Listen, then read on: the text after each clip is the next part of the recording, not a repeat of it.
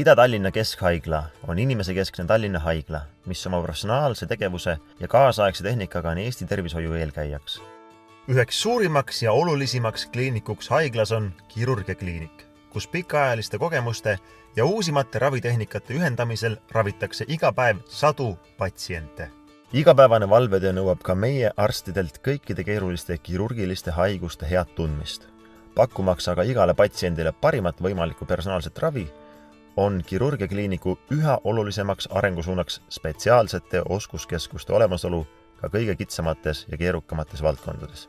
Kui sinu raviarst on suunanud sind kirurgilisele operatsioonile, tuleb sul operatsioonipäeval tulla meie peamajja ehk A-korpusesse.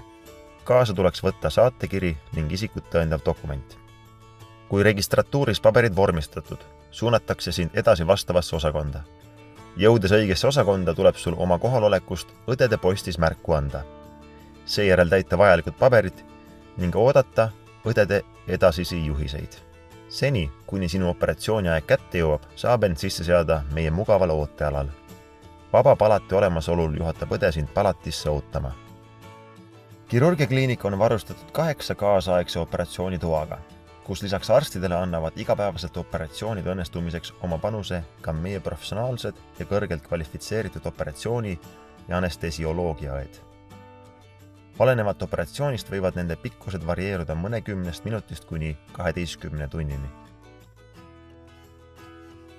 Peale operatsiooni viiakse sind ärkamispalatisse, kus õed jälgivad sinu tervisenäitajaid, kuniks oled sulle tehtud narkoosist toibunud.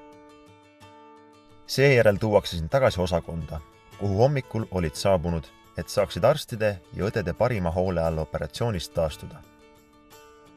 Täna tehakse paljud operatsioonid päevakirurgias, mis tähendab, et kui kõik läheb plaanipäraselt, saad sa õhtul juba koju taastuma minna.